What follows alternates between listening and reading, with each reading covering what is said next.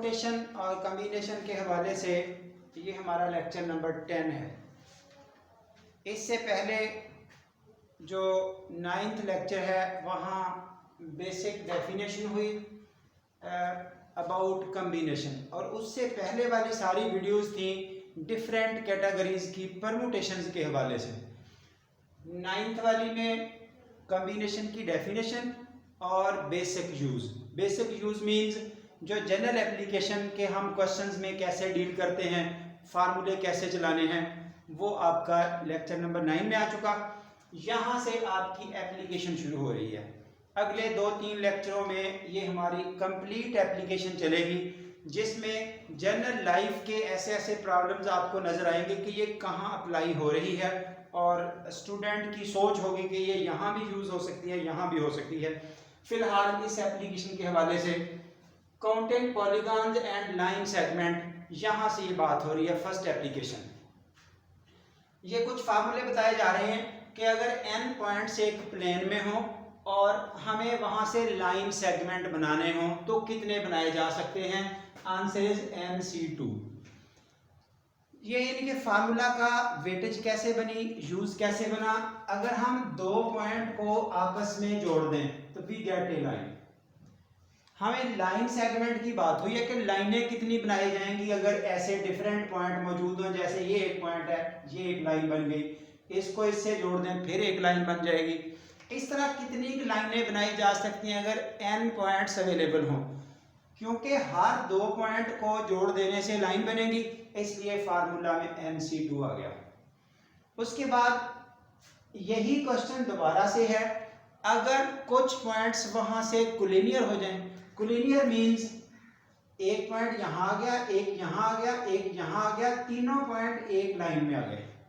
अब इन दोनों को जोड़ दिया एक लाइन, इन दोनों को जोड़ दिया एन अदर लाइन। जब फर्स्ट और थर्ड को जोड़ा तो फिर से वही लाइन। अब देखिए 3 पॉइंट कोलिनियर हुए। 3 पॉइंट कोलिनियर होने की वजह से लाइन तो एक ही बनी, लाइन सेगमेंट। इस वजह से ये जो 2 दफा एक सेट माइनस हो जाता है वो हमें यहाँ प्लस करना पड़ता है, यानी कि ये लाइन और फिर से वही लाइन। तो ऐसा करने के लिए NC2 MC2 इनका डिफरेंस और 1+1। हाँ जी, उसके बाद अगर हमें n पॉइंट्स के साथ ट्राइंगल्स बनानी पड़े तो ट्राइंगल, क्योंकि 3 पॉइंट को आपस में जोड़ने से ऐसे एक ट्राइंगल बनती है, कम से कम 3 पॉइंट जोड़ेंगे तो एक ट्राइंगल बनेगी। इनके 3 का ही ग्रुप चाहिए, इसलिए NC3। ट्राइंगल के हवाले से भी कोलिनियरिटी की वही पोजीशन, अगर कुछ पॉइंट उसमें से कोलिनियर हो, 3 पॉइंट कोलिनियर हो जाते हैं तो ट्राइंगल तो बनेगी नहीं। अब MC3 वही पॉइंट माइनस किए गए। इसके बाद अगर क्वाड्रिलेटरल मींस 4 साइडेड फिगर बनानी हो तो NC4, total n points, 4 points को आपस में जोड़ के एक 4 साइडों वाली फिगर बनेगी, क्वाड्रिलेटरल, इसलिए NC4। अगर उसमें से कुछ पॉइंट्स यानी कि m कोलिनियर हो तो NC4 - MC4।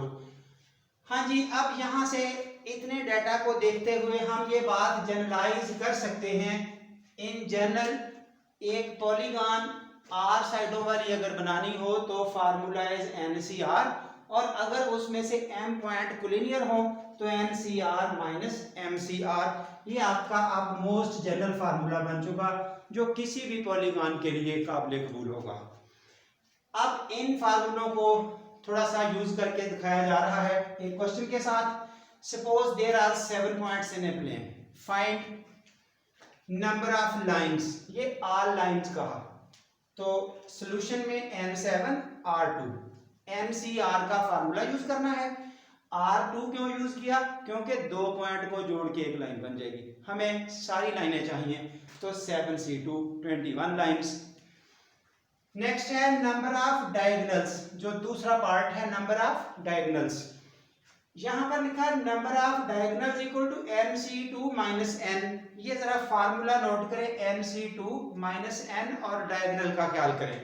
जब हमने अभी बात की कि 2 पॉइंट को जोड़ने से एक लाइन बनती है, ये देखिए यहाँ जो बाहर बाहर लाइनें खींची हुई हैं वो भी दो दो पॉइंट को जोड़ के बनाई गई, जो रेड लाइनें खींची गई हैं वो भी किसी दो पॉइंट को जोड़ के बनाई गई। जो रेड लाइनें हैं वो डायगोनल्स हैं।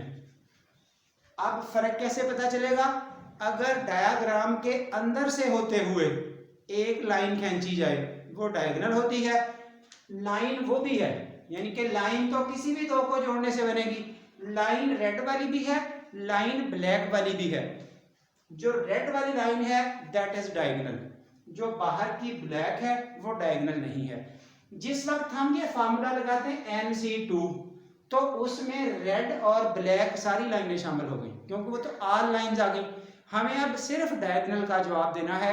जो रेड वाली लाइनें हैं वो कितनी है? जो बाहर बाहर साइडें बनी दैट इज n साइड्स, वो हमें माइनस करनी पड़ती हैं। इस चीज को देखते हुए फार्मूला आपके पास हो गया MC2 माइनस n, यहां पर 7C2 माइनस 7 और 14 डायगोनल बने। थर्ड क्वेश्चन है नंबर ऑफ ट्राइंगल्स। तो ट्राइंगल सिंपल वे है M7R3, क्योंकि तीन तीन पॉइंट्स को जोड़ के ट्राइंगल बनेगी that is 7C3। Fourth question है क्वाड्रिलेटरल्स। NC4 का फार्मूला हो जाएगा, लेकिन 4 पॉइंट्स कोलिनियर। कोलिनियर में आपको इसके मुताबिक सोचना है 7C4 4C4, क्योंकि 4 जोड़ के 4 साइडों वाली फिगर बनेगी, 4 कोलिनियर है, इसलिए ये स्ट्रक्चर आ चुका। उसके बाद ये पेंटागन के हवाले से बात हुई है, इसको क्रॉस कर दिया गया है, जस्ट क्वेश्चन लिख दिया था, लेकिन अब स्टूडेंट यूज कर सकता है that is NC5 for pentagon. 7 points है तो 7C5, कोलिनियरिटी का वही रूल अगर कहीं आ रहा हो। हाँ जी, उसके बाद एक और इम्पॉर्टेंट एप्लीकेशन यहाँ बताई जा रही है, जो स्टूडेंट पहले से फेमिलियर नहीं है इस बात से, जरा एप्लीकेशन नोट करें। Number of parallelograms. पहले तो मैं पैरेललोग्राम समझा दूं कि क्या होती है।